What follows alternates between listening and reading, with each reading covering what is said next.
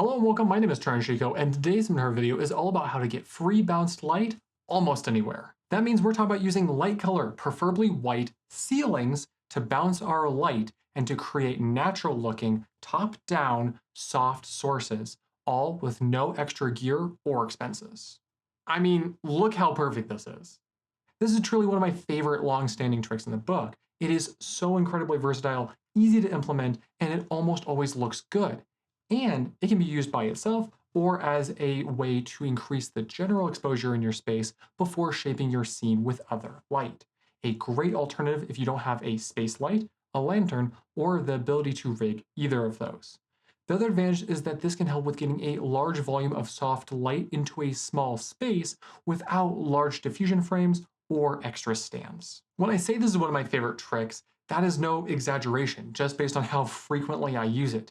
Even in these videos, almost always my house lights for addressing the camera while doing examples uses this as the key or fill because my soft Bowens modifiers, like my octoboxes, are often being used in the example shots themselves, and I don't want to have another stand for proper silk. Setting this up is really quite easy. You just need your lamp and a light stand and a white or light colored ceiling. And so you start off by taking your lamp and just turning it at an upwards angle towards that ceiling. And I prefer this to having it being straight up because I can aim it just above my subject, which gives me a bit more control. Then you take the light stand and extend it towards the ceiling. This is how you control the distance and the size of your bounce. The further from the ceiling it is, the larger the illuminated area, the more bounce, the softer the light, and the more omnidirectional that light is, but at an expense of more stops of light lost. The closer to the ceiling, the smaller the bounce area, making less soft light, but retaining more stops of light for your exposure. If you want to get fancy, you can use a tool like a triple header or just multiple stands to do this with multiple lights. And you can aim them all at the same point on the ceiling to get more power, or aim them apart to get a wider spread.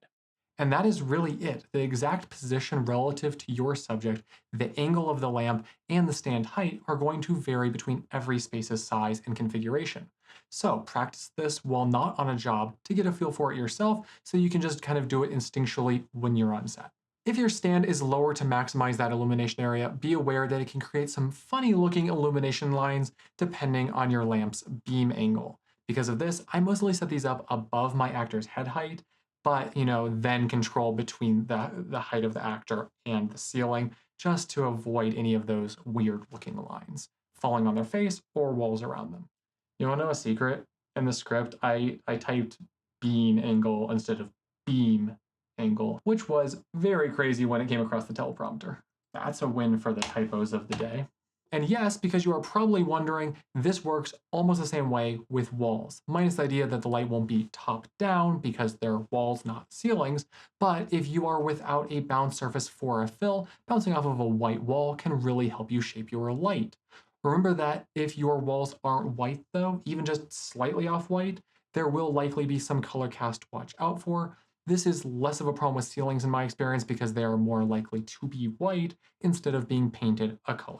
An important word of warning here. While it is a somewhat unlikely issue, if you have above head fire sprinklers where you are filming, do not point a hot lamp like a tungsten Fresnel or some of the really high output LED lamps at that sprinkler, and never put any lamp right next to one. The sprinklers need as little as 135 degrees to be set off, and you really do not want to risk doing that with expensive lights and cameras and crew and equipment and computers and everything on your set.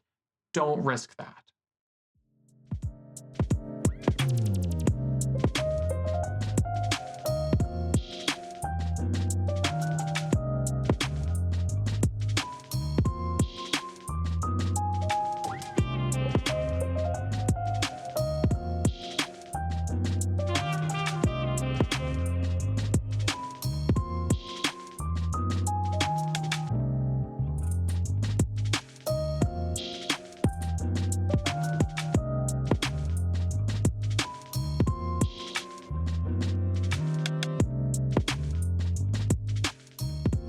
All in all, this one is easy and free, so give it a shot and let me know how you like it. If you have any questions, you can leave those in the comments down below as well. I love getting comments, so even just say hi if you want to. If you are looking to pick up any of the tools that we've been talking about today, you might be sorely disappointed to find out that I do not have an affiliate link for ceilings. But I do have affiliate links to the lamps and other kinds of equipment that I do use to make my videos.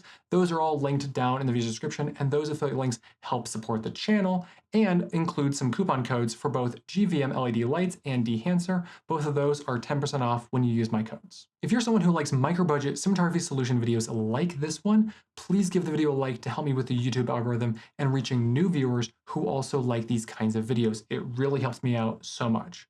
You can also subscribe for upcoming videos about tools and techniques for cinematography, lighting, and micro-budget filmmaking in general.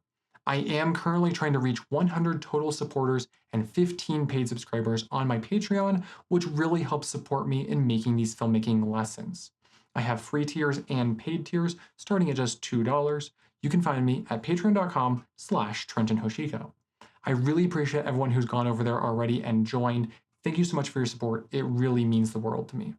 If you want to connect on social media, my Blue Sky, Mastodon, Hangout Cafe, PixelFed, Filmmaking Tumblr, and Cinematography blog are all linked in the video's description. Over there, you might see a few pictures of my pets or my plants. This week, if you're given the opportunity to go even slightly out of your way to offer someone some kindness, please take it.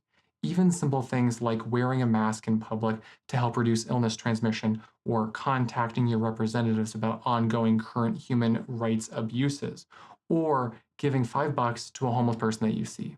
There are so many small things that we can do to make the world a better place for each other. Thank you so much for watching, and as always, I hope you have a wonderful week ahead of you. Peace.